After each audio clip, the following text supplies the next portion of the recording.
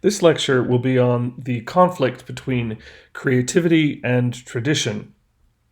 Let's recall Guido d'Arezzo, the monk and medieval musical theorist who created a number of different things. He created a system of writing using lines and spaces instead of just the early neumes, which existed above the words. So Guido's important to that because things can now be written down in a more precise way. Remember that before Guido d'Arezzo, we had just simple neumes.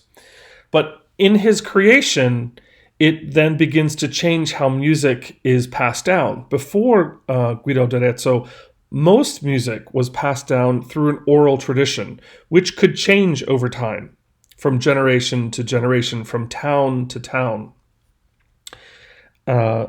It becomes harder to be just a little bit more, things become less fluid, I should say, after Guido d'Arezzo. Now, you remember the early neumes and what they looked like. We discussed this a couple of weeks ago in other lectures. Here's the Jubilate Deo, and we talked about this in lecture 8. And this is the earliest notation as a result of Charlemagne's reforms back in the 9th century. And you can see the difference between what was written, well, you can't see it here, but with Guido d'Arezzo and what he created using lines and spaces on a staff and what we had before. This is much less precise. I'll tell you a little story. When I was directing a Spanish choir in Florida, I came on and I handed out music in my first rehearsal, and I saw the people of the choir, the choristers, they started, whispering amongst themselves, and I could see that they were uncomfortable. And at one point, a lady put up her hand and said, "Could you just give us the words instead of the music?" And as a choir director, as a student of music, I thought that wasn't such a good idea, but I acquiesced and I said, okay, I'll just, copy off the music in the next rehearsal. And in the next rehearsal, what I noticed when they just had the words is that they began making simple notations above the words as to how the melody went. And I pointed out to them, this had been solved 1,000 years ago, well, maybe a little less than 1,000 years ago, but this is what people used to do with these early neumes. You can see in this indication here. That was a little more complex than someone just writing down squiggles on their own paper, but it's the same concept. But having things written down and reading music, as most people do today, can be, maybe it's more precise, right? But a little less creative. And I'll tell you another little story. Back in 1992, I went to a very small village in the Dominican Republic called Guayabal, and I brought my guitar with me. And I brought some music as well. And I taught them this one song in Spanish from the United States, and it was called Pueblo Santo y Elegido, holy people and elect people. And they had never heard the song before. So throughout the week that we were there, during our masses and other ceremonies that we did, we sang the song each day. And on the final day, the musicians of the town, of this church, they wanted to do some songs for us, which I thought was really cool. And at one point they said, we want to sing for you the song that you taught us. This gift that you've given us. And they sang the song, and I could barely recognize it because they had changed it. None of them read music. They were able to learn the chords. They were able to learn a semblance of the melody. But even in that 1 week, the music had altered slightly. And it fit them, which is perfectly fine. I just thought it was very interesting how the music had changed during that week for them and the way that they had interpreted it. Now let's talk about creativity in musicians. Now, looking at amongst today's musicians in a world, like if you take, for instance, this photo, this image of people performing Beethoven's Missa Solemnis. You have a conductor standing there. You have 4 soloists on either side of the conductor. You have an orchestra, and you have a chorus behind them. The question is, who are the creative musicians in this piece? Is it the conductor? Is it the soloists? Or perhaps the instrumentalists in the orchestra? Or perhaps the choristers in the chorus? The answer is that each person is the creative musician. But individualism and creativity must be kept in check. For instance, a soloist cannot do their own thing outside of what the conductor is intending or leading. Certainly, the case can be made more clear with a chorus, or one person in the chorus can't do his or her own thing, or the same thing for the orchestra. It wouldn't make sense. However, each one of those people in the chorus or the orchestra can be creative in the way that they interpret within those parameters that the conductor has given them how to perform. This makes for a dynamic performance, and that each performance of a particular musical piece is irreproducible. It's a unique interpretation. That is very important to keep in mind. You've got things that people can decide on by themselves, like how loud to be, how fast it should be, what is the articulation of a particular musical phrase. All these things go into create an artistic whole. Creativity has no loss of identity or purpose, but replicating a musical work must be done as a whole and cannot be done just individually in a piece like this. And now let's consider the creativity of a composer. And I'm going to use Maurice Duruflé, a French composer who lived during the 20th century, was very highly regarded, and oftentimes he used Gregorian themes in his pieces.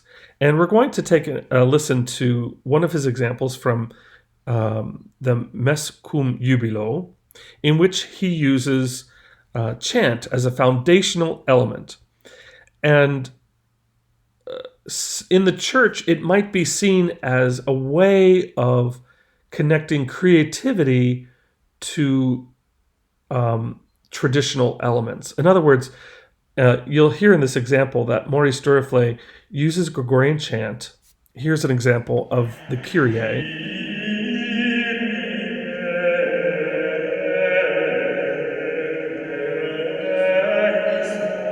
This is from the Missa cum Jubilo, and here's how Maurice Duruflé handles that with his piece.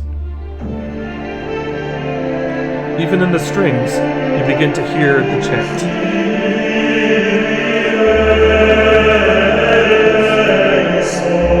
Very simple, the way that he uses the chant as a foundational element for his own composition. And now let's just hear a little bit of the Gloria. This is the chant.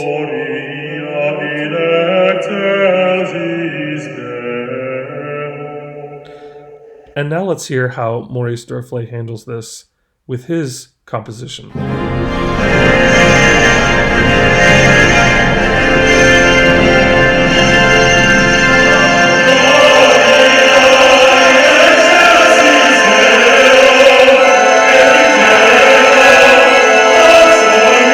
So you can hear the way that he uses chant as a foundation. This idea of using the Cantus Firmus, the chant as a foundation, brings tradition into compliance with the creativity of a composer. So it's a good compromise. I have on the playlist for you for this lecture a playlist, and the first 2 examples are using the chant Puer Natus Est from Christmas Day, and then a newly composed piece that you can hear from that as well. So the chant can be used as a way of reconciling interests of tradition and creativity. Composing the style of liturgical polyphony might also do that as well, where you use a plain chant melody and developing it as was done in previous eras. You can even hear in Duruflé's example the almost very contemporary sound, almost cinematic, I think is the word I would like to use, as if it were a film score. So I think it's a beautiful way of doing that. And it's important to keep in mind that, human beings, we change, right? We evolve. We have a sound today in this time and place that's different from when it was 10, 20, 30, 40, 50 years ago, and certainly different from 1,000 years ago. And I think it's important in time and space, or time and place, to honor that in a way that makes sense. And so I've included two examples for you to listen to. One is the Missa Criolla from 1964, and the other is the Missa Luba, which is a Congolese mass. So you'll hear two different aspects, two different places, if you will. One is the Caribbean in Missa Criolla, and the other is African in the Missa Luba. So in what ways have these pieces evolved from liturgical music we would have heard hundreds of years ago, using the same text in Latin? Notice the change that is reflected in who we are today as contemporary human beings. Both of these are written in the 1960s. Of course, they're 40, 50 years old. However, they're much more modern in their sentiment and their sound than music of Palestrina, for example. And now that we've mentioned Palestrina, let's now listen to a couple of pieces. So after you listen to the Missa Criolla and the Missa Luba, I want you to listen to the next two pieces on the main playlist. And those are both of O Magnum Mysterium. One is by Palestrina and one is by Ola Yelo. Of course, we know about Palestrina. We've listened to much of his music. Now I want you to hear a piece by Ola Yelo in comparison to Palestrina's piece. Palestrina, written in the 16th century. Ola Yelo, written in the late 20th century, maybe early 21st century. I'm not exactly sure on the composition of that piece. I met Ola when he came to Manhattan College in the early 2000s, and it was very exciting to hear his work. I didn't know anything about him before he came or when he came, but I was very impressed by what he had to say, the sound of his music. So when you listen to these two pieces back to back, I want you to think, what makes one sound more modern and one sound more Renaissance? Is one better than the other? Do you prefer one over the other? So take a listen to those, and we will discuss that in our online chat. The next aspect I want to talk about is new liturgical music. New liturgical music really does have to stand the test of time. Certainly, it's okay to have music of our time that is fleeting, but isn't it better to have music that integrates both the new and the traditional, that can stand the test of time, that we don't just throw away? Why not value the aspect of how we use music in our liturgies, in our churches, by not just doing music that is here today and gone tomorrow? The best art will integrate all these aspects: skill, creativity, tradition, and a promise for the future, that it won't just die out. It's not something that will be gone quickly. And so that leads us to another question, and that is, what sets good music apart from great music? What is that? at first it's, you think it's a simple question. What sets good art apart from great art? That which can stand the test of time.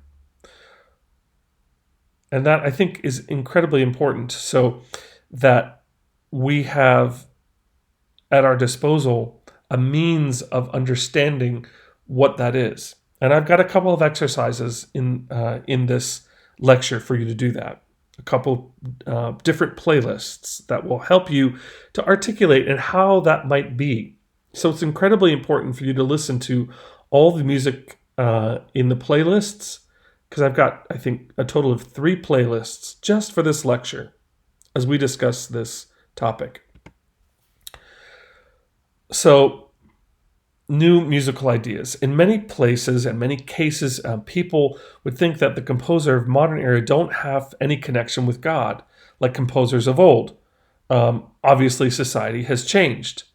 Many composers don't have spirituality in the secular world. But when it comes to music in general, there is some kind of spiritual inspiration that composers have, some kind of spark that I guess as Christians we would call that a spirituality, some kind of spiritual inspiration. And I think that's a great way of engaging with composers who do not compose for the liturgy.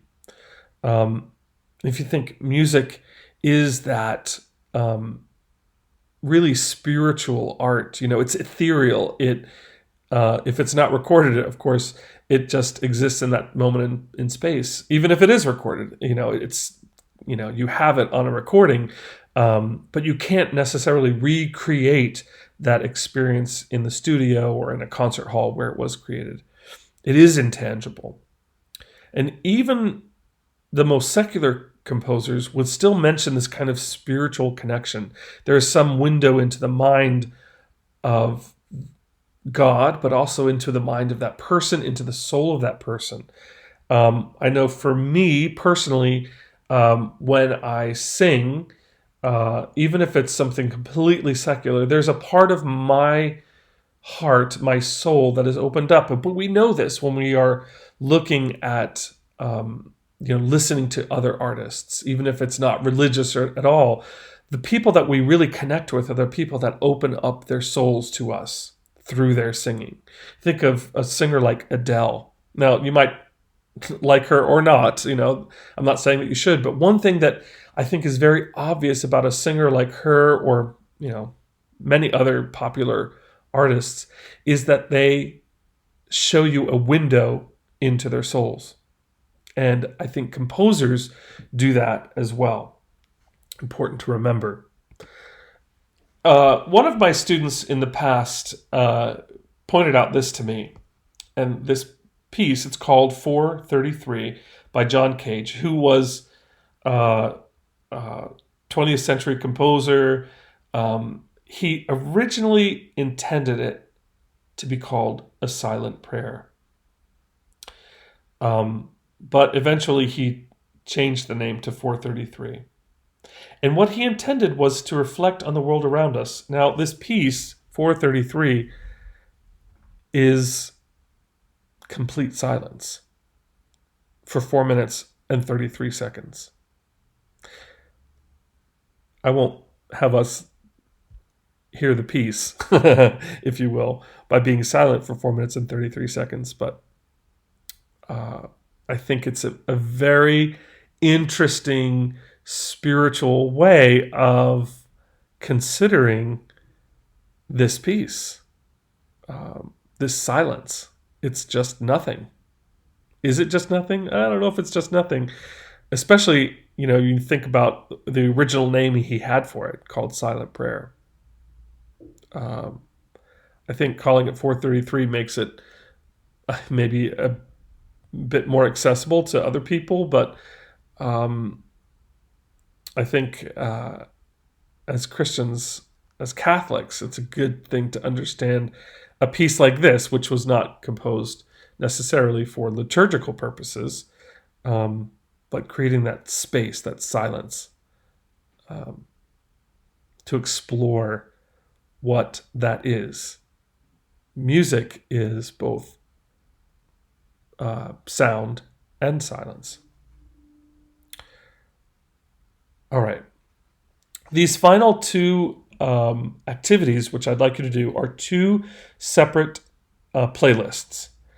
And I want to know, in this first example, you're going to listen to 7 different Kyries. You don't have to listen to the entire thing. Some of them you may want to listen to the entire thing, but I want you to at least hear, like a third or the whole thing. Some of them are pretty short. So we begin with a chant Kyrie, then the Charpentier, then Palestrina. We have 2 examples of Palestrina. The first is the Pope Marcellus Mass, and then a piece by Olaiolo, who I mentioned before. This one is called the Spheres, but it uses the text of the Kyrie. The next one is by a Lutheran composer who writes for the Catholic Church as well. His name is Marty Haugen. Another Palestrina. This is from the Missa Brevis. And then the piece by Leon C. Roberts, who's a composer who worked at the Church of St. Augustine in Washington, D.C., who's since passed away. But this is his Lord Have Mercy from the Mass of St. Augustine. So now go and listen to that playlist of these 7 pieces. Following that playlist of 7 pieces, and what I want you to do when you write that down, I just want you to write down maybe the first 3 that you would prefer for a Mass on midnight at Christmas. Okay? So that's, you want to consider which one would you prefer for midnight Mass on Christmas. All right, and then mark down your first 3 choices.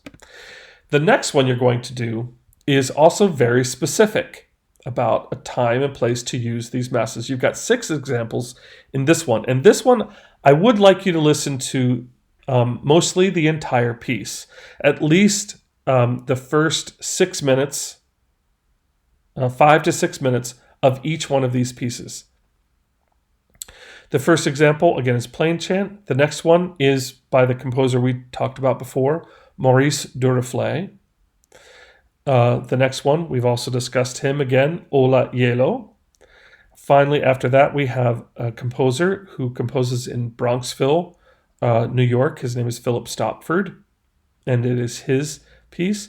The next one is a hymn called Where Charity and Love Prevail. And the final one is by a composer, Catholic composer, Bob Hurd. Now, for this one, this is what I want you to have in mind. The Holy Thursday washing of the feet. It's a ceremony called the Mandatum, and it only happens on Holy Thursday in the Catholic Church. This is the moment after the priest has preached on the Gospel of Holy Thursday, the evening Mass of the Lord's Supper. He recalls the time where Christ took off his tunic and washed the feet of the apostles there at the Last Supper. The priest, after he preaches on that, will then take off the outer garment and will then go and wash the feet of parishioners. And the priest will go, it might be other ministers as well, but the priest will then go and wash the feet of the people there, the people, the parishioners. Sometimes it's 12 to emulate the 12 apostles. Other times it's just a representative group of the people. But this is what I want you to have in mind as you listen to these pieces. Which piece do you prefer at this moment? In this ceremony in the Catholic Church, there are no words.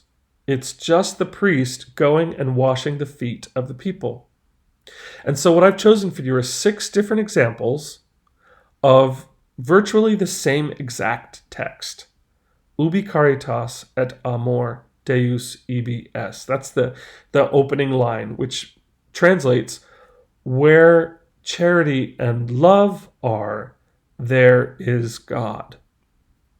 So I want you to listen to this playlist, and I want you to consider that as you're listening to each one of them, Maybe you close your eyes as you're listening to it and you imagine a priest going to different parishioners who are seated and who have taken off their shoe and socks and have their foot washed by the priest with a kneeling before them with a vessel of water and a tub and a towel to wash their feet.